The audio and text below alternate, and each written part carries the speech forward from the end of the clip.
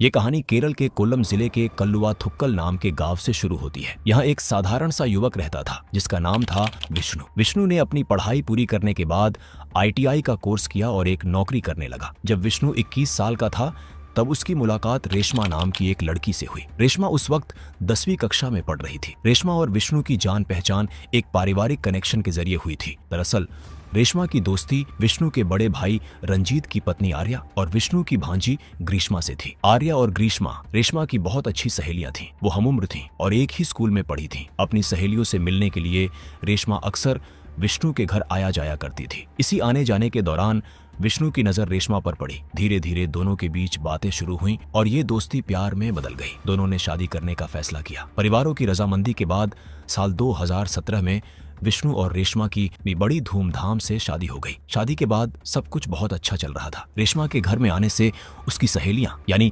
आर्या और ग्रीष्मा भी बहुत खुश थीं। इनकी दोस्ती पहले से कहीं ज्यादा गहरी हो गई थी। शादी के कुछ समय बाद रेशमा ने एक प्यारी सी बेटी को जन्म दिया। घर में खुशी का माहौल था। विष्णु और रेशमा अपनी छोटी सी दुनिया में बहुत खुश थे, लेकिन किसे पता था कि ये खुशी ज्यादा दिन तक नहीं टिकने वाली है। समय बीतता गया। एक दिन रेशमा ने विष्णु से एक एंड्रॉइड स्मार्टफोन की मांग की। पहले वो एक साधारण फोन इस्तेमाल करती थी, लेकिन अब उसे भी इंटरनेट की दुनिया देखनी थी। अपनी पत्नी की खुशी के लिए विष्णु ने उसे एक नया स्मार्टफोन दिला दिया, लेकिन यही वो पल था जहां से उनकी जिंदगी बदलने वाली थी। स्मार्टफोन हाथ में आते ही रेशमा की दुनिया बदल गई। वो सोशल मीडिया, खास तौर पर फेसबुक की दुनिया में खोने लगी। धीरे धीरे उसे मोबाइल की ऐसी लत लग गई कि उसे घर गृहस्थी और परिवार के बाकी कामों का भी होश नहीं रहता था। वो घंटों तक फोन में ही लगी रहती। विष्णु को ये बात खटकने लगी। जब भी विष्णु घर आता वो देखता कि रेशमा फोन में व्यस्त है। इस बात को लेकर दोनों के बीच कहासुनी होने लगी। विष्णु उसे समझाता कि वो फोन का इस्तेमाल कम करे और परिवार पर ध्यान दे, लेकिन रेशमा पर इसका कोई असर नहीं होता था। रेशमा की ये आदत सुधरने के बजाय और बिगड़ती चली गई। दिन बीतते गए, महीने गुजर गए और साल 2020 आ गया। कोरोना महामारी का दौर शुरू हो चुका था और लोग घरों में कैद थे। ऐसे में रेशमा का मोबाइल प्रेम और भी ज्यादा बढ़ गया। विष्णु और रेशमा के बीच अब अक्सर झगड़े होने लगे थे, लेकिन रेशमा अपनी दुनिया में ही मग्न थी। साल 2020 के बीच में एक ऐसी घटना हुई जिसने विष्णु के मन में शक का बीज बो दिया। एक दिन विष्णु के कुछ दोस्तों ने उसे फोन किया। उन्होंने बताया कि उन्होंने रेशमा को वर्कला में देखा है। वर्कला उनके घर से करीब 15 से 20 किलोमीटर दूर एक मशहूर टूरिस्ट जगह है जहां समुद्र का किनारा है। विष्णु हैरान रह गया। रेशमा ने उसे बताया ही नहीं था कि वो घर से बाहर जा रही है और वो भी इतनी दूर। विष्णु ने तुरंत रेशमा को फोन मिलाया और पूछा कि वो कहाँ है। रेशमा थोड़ी घबराई, लेकिन उसने बहाना बना दिया कि उनकी बेटी घर में बहुत रो रही थी और परेशान कर रही थी, इसलिए वो उसे बहलाने के लिए बाहर घुमाने ले आई है। विष्णु को ये बात अजीब लगी कि बच्चे को बहलाने के लिए कोई इतनी दूर वर्कला क्यों जाएगा। फोन पर दोनों की बहस हुई, लेकिन फिर बात शांत हो गई। विष्णु खुद अपनी बाइक लेकर गया और रेशमा को रास्ते में एक जगह से पिक किया। रेशमा बस से वापस आ रही थी। उस दिन बात वहीं खत्म हो गई, लेकिन विष्णु के मन में ये सवाल रह गया कि आखिर रेशमा वहाँ क्यों गई थी। कोरोना काल में लॉकडाउन की वजह से विष्णु की नौकरी छूट गई। घर के हालात खराब होने लगे। पैसों की इतनी तंगी हो गई कि विष्णु को अपना घर बेचना पड़ा। घर बेचने के बाद विष्णु अपनी पत्नी रेशमा और बेटी को लेकर अपने ससुराल रहने चला गया। रेशमा के पिता का नाम सुदर्शन पिल्लई था। वो पेशे से एक कारपेंटर थे और उनका घर पास ही के एक इलाके में था। अब विष्णु और रेशमा वहीं रहने लगे। वक्त गुजरता गया और साल 2021 आ गया। किसी को अंदाजा नहीं था कि नए साल की शुरुआत एक भयानक घटना के साथ होने वाली है। तारीख थी 5 जनवरी 2021। रोज की तरह रेशमा के पिता सुदर्शन पिल्लई सुबह जल्दी उठे। नहाने धोने के बाद वो पूजा करने के लिए पास के ही एक मंदिर में गए। जब वो मंदिर से पूजा करके वापस लौट रहे थे तो उन्हें अपने घर के पास वाले एक सुनसान खेत से किसी बच्चे के रोने की आवाज सुनाई दी। वो ठिठक गए। उन्होंने इधर उधर देखा, लेकिन कोई नहीं दिखा। फिर वो आवाज की दिशा में आगे बढ़े। थोड़ा आगे जाने पर उन्होंने देखा कि सूखे पत्तों का एक ढेर लगा हुआ है और रोने की आवाज उसी ढेर के नीचे से आ रही थी। उनका दिल जोर से धड़कने लगा। उन्होंने तुरंत अपने दामाद विष्णु को आवाज लगाई, जो पास ही में टहल रहा था। विष्णु दौड़ता हुआ वहां पहुंचा।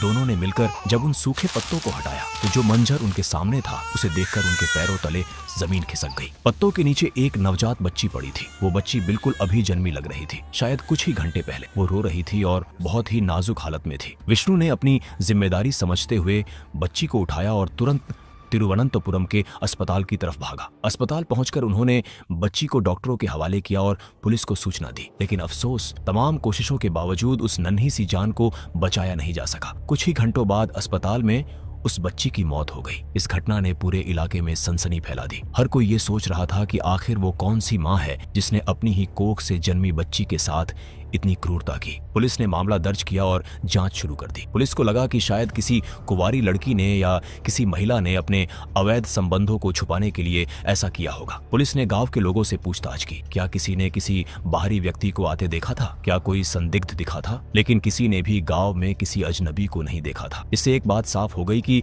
ये काम गांव के ही किसी व्यक्ति का हो सकता है। पुलिस ने एक अहम कदम उठाया। उन्होंने उस मृत बच्ची का डीएनए सैंपल लिया। पुलिस ने फैसला किया कि वो उस इलाके के सभी संदिग्ध लोगों और नवविवाहित जोड़ों का डीएनए टेस्ट करवाएगी ताकि बच्ची के माता पिता की पहचान हो सके। जांच के इस दायरे में बच्ची को बचाने वाले विष्णु और उसकी पत्नी रेशमा को भी शामिल किया गया, क्योंकि वो भी उसी इलाके में रहते थे। हालांकि पुलिस को उन पर कोई शक नहीं था, ये बस एक प्रक्रिया का हिस्सा था। डीएनए सैंपल देने के बाद मामला थोड़ा शांत हो गया। सरकारी लैब से रिपोर्ट आने में वक्त लगता है, इसलिए सभी अपनी सामान्य जिंदगी में लौट आए। इसी बीच विष्णु को अबू धाबी में नौकरी मिल गई।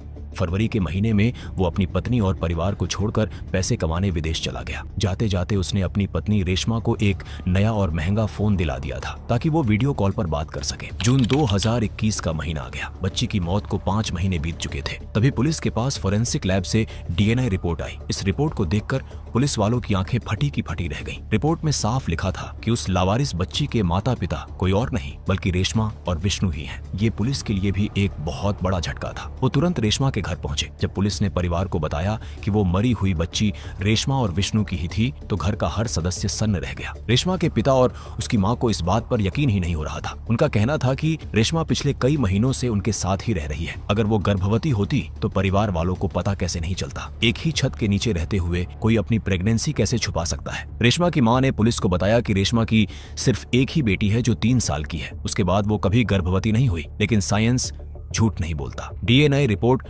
100% सही थी। पुलिस को यकीन हो गया कि रेशमा ही मुजरिम है। पुलिस ने रेशमा को गिरफ्तार कर लिया। पुलिस हिरासत में जब रेशमा से सख्ती से पूछताछ की गई तो वो टूट गई और उसने जो सच उगला वो किसी फिल्मी कहानी से भी ज्यादा अजीब था। रेशमा ने कबूल किया कि वो बच्ची उसी की थी। उसने ही 5 जनवरी की सुबह घर के बाथरूम में उस बच्ची को जन्म दिया था और फिर चुपके से उसे घर के पीछे खेत में ले जाकर सूखे पत्तों के नीचे छुपा दिया था ताकि वो मर जाए। लेकिन सवाल ये था कि एक माँ ऐसा क्यों करेगी और पति के साथ रहते हुए भी उसने ये बात क्यों छुपाई। रेशमा ने बताया कि ये सब फेसबुक की वजह से हुआ। उसने बताया कि करीब 1.5-2 साल पहले उसने फेसबुक पर अपना अकाउंट बनाया था। वहाँ उसकी दोस्ती आनंदू नाम के एक लड़के से हुई। आनंदू से चैट करते करते रेशमा को उससे प्यार हो गया। वो अपने पति और परिवार से दूर होती गई और दिन रात आनंदू के ख्यालों में खोई रहने लगी। रेशमा ने बताया कि वो आनंदू से कभी मिली नहीं थी, न ही उसने कभी उसकी आवाज सुनी थी, न उसे कभी वीडियो कॉल पर देखा था। उनकी बातें सिर्फ मैसेंजर पर टेक्स्ट के जरिए होती थी। बातों ही बातों में उनका प्यार इतना गहरा हो गया कि वे साथ जीने मरने की कस्में खाने लगे। रेशमा ने आनंदू को बता दिया था कि वो शादीशुदा है, लेकिन आनंदू ने कहा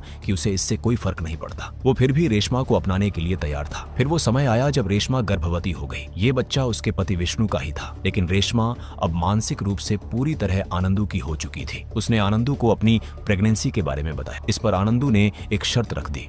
उसने कहा, मैं तुम्हें स्वीकार कर सकता हूँ, लेकिन तुम्हारे बच्चे को नहीं। अगर तुम मेरे साथ आना चाहती हो तो तुम्हें उस बच्चे से छुटकारा पाना होगा। जैसे ही बच्चा पैदा हो उसे मार डालना। प्यार में अंधी हो चुकी रेशमा ने उस अनजान शख्स की बात मान ली। उसने अपनी प्रेगनेंसी को सबसे छुपाने का फैसला किया। वो ढीले ढाले कपड़े पहनती थी ताकि उसका पेट किसी को दिखाई न दे। उसने खाना कम कर दिया था। उसने एक टाइट बेल्ट का इस्तेमाल भी किया जिसे टमी टकर कहते हैं। और सबसे बड़ी बात, ये एक क्रिप्टिक प्रेगनेंसी जैसा मामला बन गया था जिसमें कई बार महिला के शरीर में ज्यादा बदलाव नहीं दिखते। यही वजह थी कि उसके पति और माता पिता को भी भनक नहीं लगी। 5 जनवरी की सुबह जब उसे लेबर पेन हुआ तो वो बाथरूम में गई, खुद ही बच्चे को जन्म दिया। गर्भनाल को बिना काटे बच्चे को उठाया और खेत में फेंक आई। वो बस इस इंतजार में थी कि बच्चा मर जाए और वो अपने प्रेमी आनंदू के साथ भागकर नई जिंदगी शुरू करे। रेशमा की गिरफ्तारी के बाद पुलिस उस आनंदू की तलाश में जुट गई। पुलिस ने रेशमा का फेसबुक अकाउंट खंगाला। साइबर सेल की मदद ली गई, लेकिन अजीब बात यह थी कि आनंदू नाम की उस आईडी का कोई डिजिटल फुटप्रिंट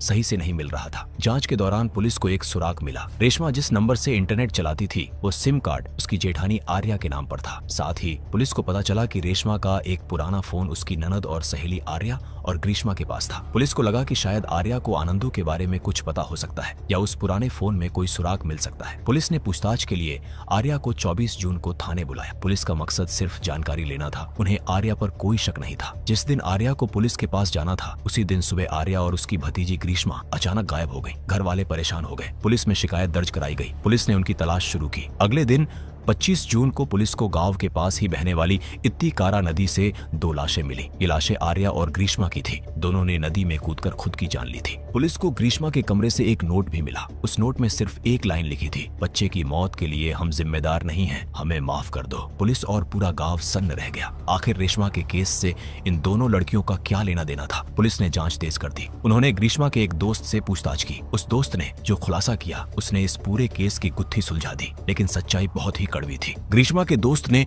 और बाद में पुलिस की साइबर जांच ने यह साबित कर दिया कि दुनिया में आनंदू नाम का कोई लड़का था ही नहीं। दरअसल हुआ ये था कि रेशमा शादी के बाद से ही हर वक्त मोबाइल में लगी रहती थी। उसकी सहेलियां आर्या और ग्रीष्मा उसे चिढ़ाना चाहती थी, या शायद उसे सबक सिखाना चाहती थी कि वो परिवार पर ध्यान दे। इसलिए ग्रीष्मा ने एक फर्जी फेसबुक आईडी बनाई और उसका नाम रखा आनंदू। उसने रेशमा को फ्रेंड रिक्वेस्ट भेजी। रेशमा ने रिक्वेस्ट एक्सेप्ट कर ली। इसके बाद आर्या और ग्रीष्मा ने मिलकर आनंदू बनकर रेशमा से चैट करना शुरू किया। शुरू में ये सिर्फ एक मजाक था। वो देखना चाहती थी कि रेशमा क्या करती है, लेकिन रेशमा उस फर्जी प्रोफाइल के प्यार में इतनी गंभीर हो गई कि उसे दिन रात की सुध नहीं रही। आर्या और ग्रीष्मा को ये मजाक बहुत भारी पड़ने लगा, लेकिन वो डर गईं कि अब अगर उन्होंने सच बताया तो रेशमा गुस्सा होगी, इसलिए उन्होंने ये नाटक जारी रखा। जब रेशमा ने चैट पर बताया कि वो गर्भवती है, तो आर्या और ग्रीष्मा को लगा कि रेशमा झूठ बोल रही है। उन्हें पता था कि रेशमा घर पर ही है और उन्हें उसका पेट निकला हुआ नहीं दिखा था। उन्हें लगा रेशमा बस आनंदू को परखने के लिए या उसे शादी के लिए मजबूर करने के लिए प्रेगनेंसी का नाटक कर रही है। इसलिए उस झूठ का जवाब देने के लिए उन्होंने आनंदू बनकर मजाक में कह दिया कि अगर बच्चा है तो उसे मार डालो, तभी हम साथ रह पाएंगे। उन्हें सपने में भी अंदाजा नहीं था कि रेशमा सच में गर्भवती है और वो सच में उनके कहे अनुसार अपने बच्चे को फेंक आएगी। जब रेशमा पकड़ी गई और पुलिस ने आर्या को पूछताछ के लिए बुलाया, तो आर्या और ग्रीष्मा बुरी तरह डर गईं। उन्हें एहसास हो गया कि उनके एक प्रैंक की वजह से रेशमा ने अपने बच्चे को मार डाला है। उन्हें लगा कि अब पुलिस उन्हें ही बच्चे के कत्ल का जिम्मेदार मानेगी और उन्हें जेल जाना पड़ेगा। समाज की बदनामी और पुलिस के डर से दोनों लड़कियों ने अपनी जान देने का फैसला कर लिया और नदी में कूद गईं। इस तरह एक फेसबुक मजाक ने 3 जानें ले ली। रेशमा को जब जेल में पता चला कि आनंदू कोई और नहीं बल्कि उसकी अपनी सहेलियां थी, तो उसे गहरा सदमा लगा। उधर विष्णु, जो विदेश गया था पैसे कमाने, जब लौटा तो उसकी दुनिया उजड़ चुकी थी। उसकी पत्नी जेल में थी, उसकी बच्ची मर चुकी थी, उसकी भाभी और भांजी मर चुकी थी, पूरा परिवार बिखर गया था। आज रेशमा जेल की सलाखों के पीछे अपने किए की सजा काट रही है। दोस्तों, अगर वीडियो पसंद आया हो तो वीडियो को एक लाइक जरूर करें और चैनल को भी सब्सक्राइब करें। हम इस तरह का वीडियो लाते रहेंगे।